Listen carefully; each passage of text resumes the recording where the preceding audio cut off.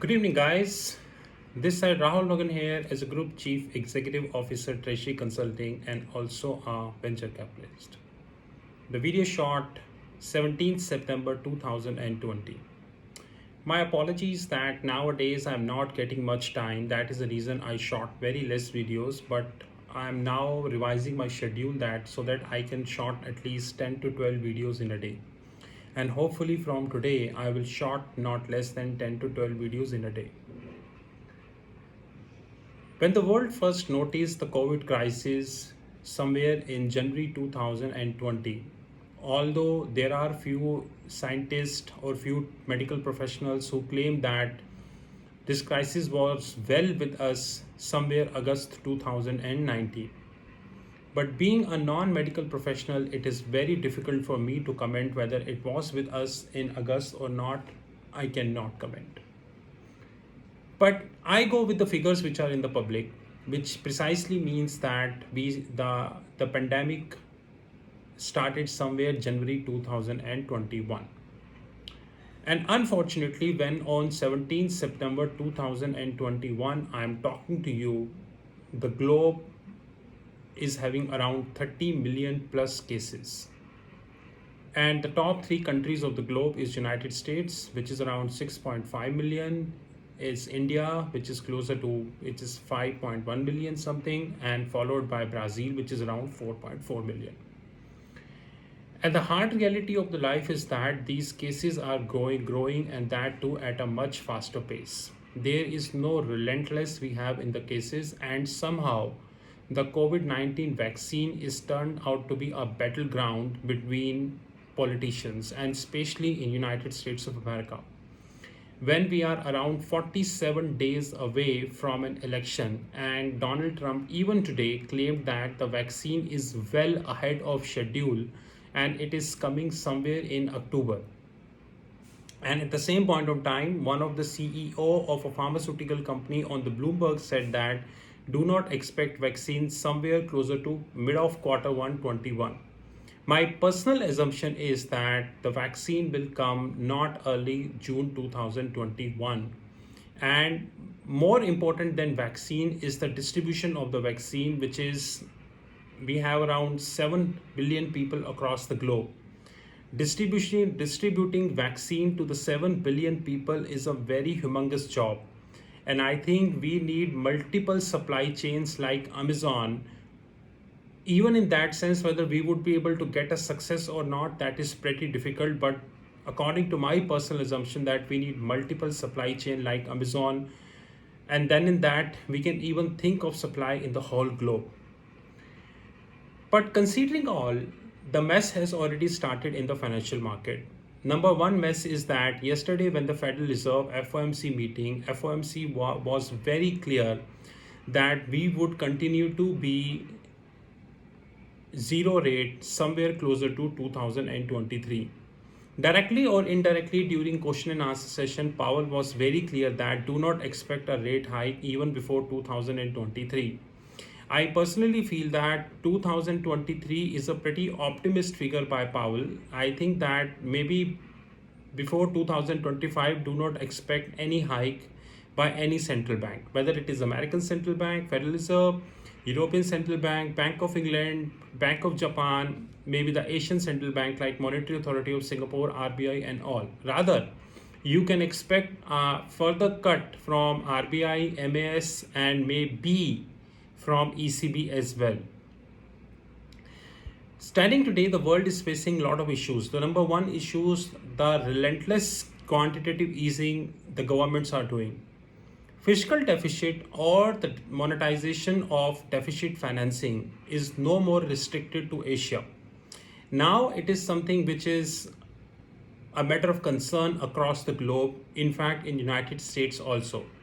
The way the balance sheet of United States is growing, it's like relentlessly.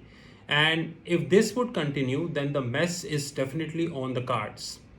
In fact, many research agencies concluded that gold will be closer to 4,000 because the quantitative easing will push huge money into the system and it will create an inflation bump.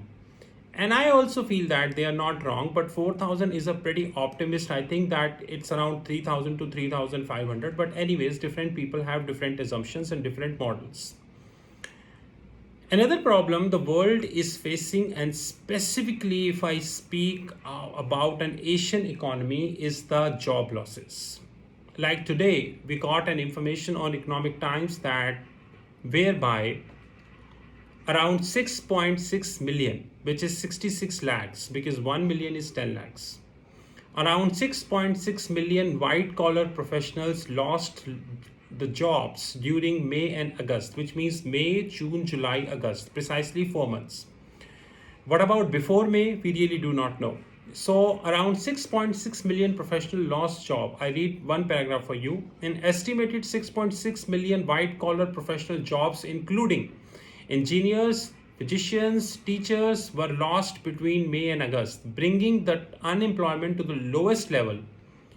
Bringing their employment to the lowest level since 2016 and wiping out the gains made over the last 4 years, while 5 million industrial workers were out of work during that period. So basically white collar and blue collar.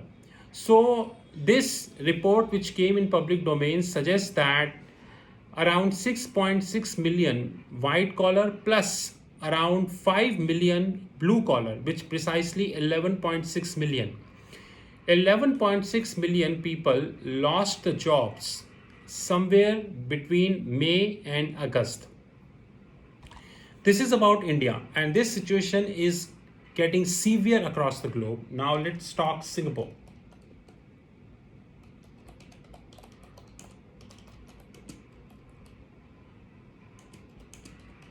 If I open the Google and I read one paragraph for you, now there is a paragraph which is that around 1 lakh jobs is being lost only in the Singapore. Only in the Singapore. And if I open Google and just type job losses during 2020, I'll get some data. And guys, what is that data? That data, Dell is cutting the jobs, banks cutting the jobs, UK facing 1 billion job cuts in 2020, and all information is available on the Google. And the list is pretty long. Citibank is resuming the job cuts. Almost everybody is doing the job cuts. And the matter of concern is that aviation sector, hospitality sector, and basically the entertainment sector, it's all in mess. All in mess. And guys, if that would continue, I'm telling you, even if the world government will push trillions into the system, agree or disregard the monetization of the national debt, it would have no impact on the system, because ultimately jobs has to be there. And job losses are mounting across the globe. India is not an exception anymore. It is United States, England, Singapore, India, almost everywhere the job cuts are going on. And the regulators need to understand one thing pretty clearly and honestly, that pumping a huge amount of money into the system in the form of quantitative easing or monetization of the national debt, monetization of the deficit financing is not going to be working anymore. It is just like you are pushing something towards the wall and somebody is pulling you from the back. It means that if you are pushing, say, 10 kg per meter, assuming he is pulling you, the end result would be 0. One needs to be pretty serious and careful about that, because if the job losses would continue, then this would not only impact the tax piece, this would impact the earning part, this would impact the consumption piece, and most importantly, this would lead to the saving crisis. Guys, remember that the job losses will always end up the saving crisis for any country in the globe. And unfortunately, if the Asia preferably Singapore, India, and other countries continue to face the job losses, then they are very closer to a reality which is known as saving crisis. And job crisis is anyways there. So one has to be pretty careful. This side Rahul Magan from Treasury Consulting. You know our WhatsApp 9818 485 155. Have a great time. Talk soon.